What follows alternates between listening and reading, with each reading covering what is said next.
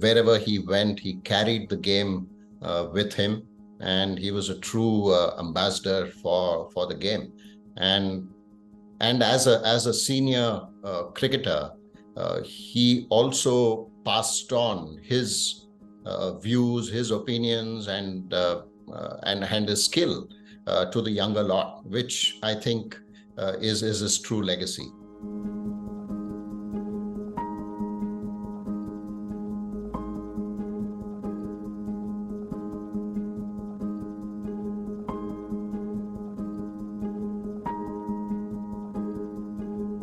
It is a sad day for Indian cricket, for world cricket, with the passing of Bishan Singh Bedi, one of the undisputed greats of our sport, loved by many of his generation, before and after.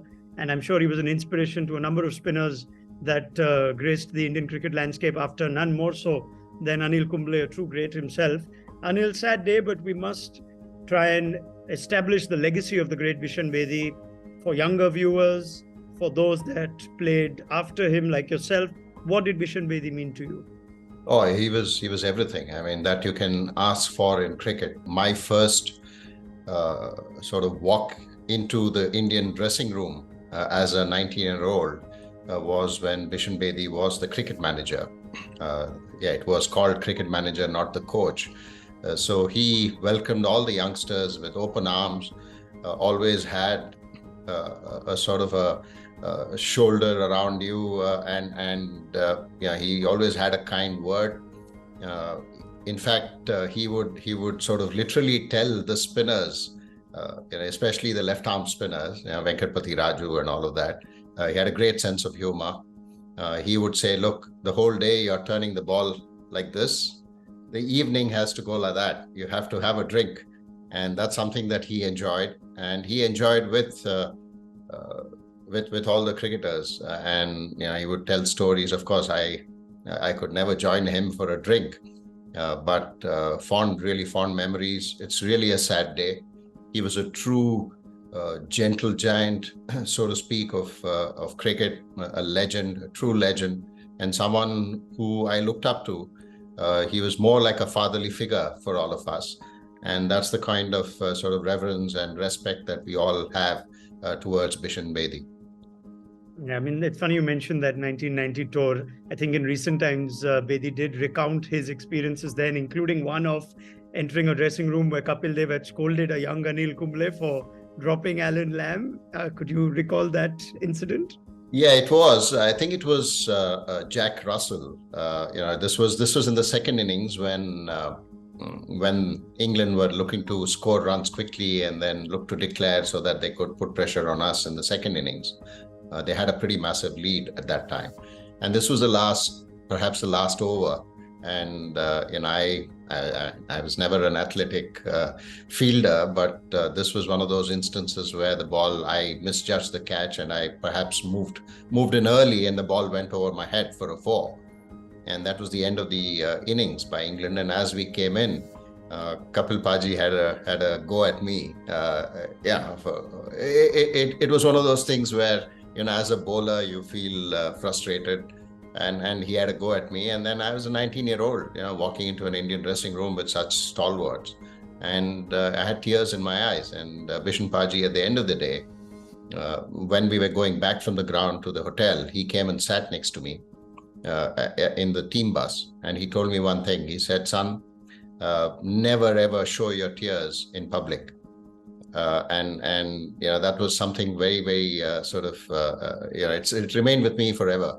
And he also had a go at Kapil Paji. He said, don't ever dare do this to a youngster. And that's Bishan Paji for you. That was who he was. And really, really sad day for all of us here to miss Bishan Paji. We'll miss him. We'll miss his stories and his humor.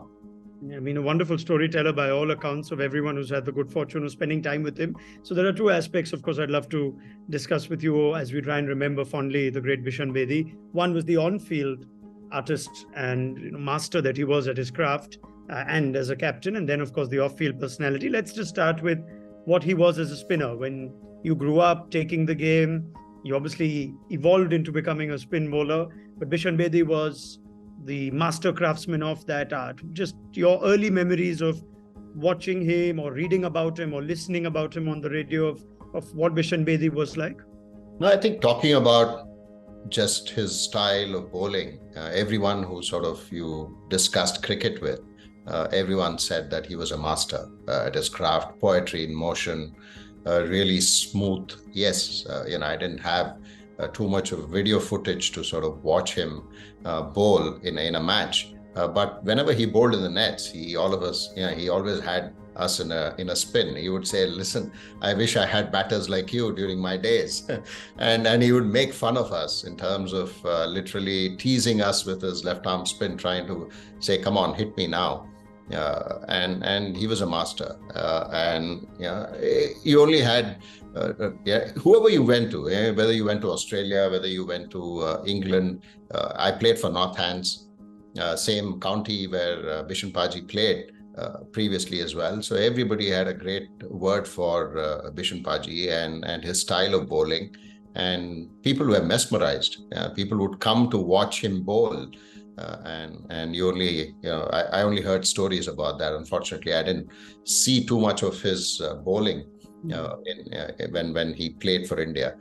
But a great person, and on the field, and of course, as captain, we all remember the famous West Indies incident where he just literally took the team off, saying that this is pretty dangerous for the team, and that's him. That's you could sort of relate to that after knowing who he was as a person. Very, very Bishan Paji style, that he would just storm off if he felt that what he saw was not cricket. Yeah, absolutely. I mean, that I come to the admiration of his craft, which you so well put. They don't make spinners like the great Bishan Bedi. There was no disputing his on-field talents, but the off-field personality too. Like you rightly point out, a man who always was true to himself, wasn't shy of an opinion, called a spade, whether it was politicians, cricket administrators, people in power, situation on cricket. There is something to look up to for Bishan Bedi, the individual beyond the field of play too, for cricketers after his time and even currently. Oh yes, for me, like I mentioned, he was like a fatherly figure. He always had my back whenever I played. Post that 1990 series, a couple of series, I was dropped, and then I made a comeback. When I made a comeback, Ajit Wadekar had took over as the coach, and Bishan Paji always sort of followed my growth as a bowler, as a player, and he only had a good word all the time. And it was not just that. I mean, it was about even if I did something wrong, he would pick up the phone and say, "Hey, listen, this is something that I don't want to see on a cricket field." And that's how he was. He was not always saying, okay, saying all the nice things about you. It was all he showed a mirror. I think that was the greatest strength, and people sort of misconstrued that. He was a very innocent at heart, very kind, and yes, he was very vocal in his views, and he had very strong opinions. I remember when I attended a committee formed by the BCCI, where it was a spin technical committee, and Bishan Paji was a part of that committee, and at that time T20 had still not come in, and he had a very strong view about spinners, at least the young spinners, not taking part in a T20 competition. So I had to sort of so he literally said, "I'm really disturbed that my young spin partner here thinks that T20 cricket spinners should play T20 cricket." And I had my view, and he had a strong view.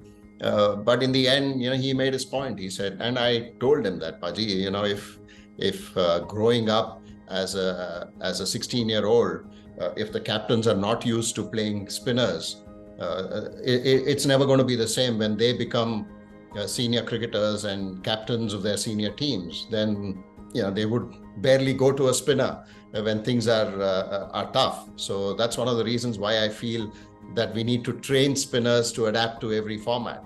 So he didn't agree on that. He said, "Listen, I don't see spinners bowling in T20. This is not cricket." And this was in the early 2000s. So it was one of those, and he was like that. And even when during that famous Sydney episode, he was the one person who sort of called me up, and he said, he fondly called me Kumbles, and he called me up and said, "Son, take a decision how history is going to see it. Look at this, and don't take a decision based on emotions." I thought that was the greatest sort of an advice that you got, because invariably when you're captain of a team and when you're sort of in that kind of a situation, you get advice from all quarters.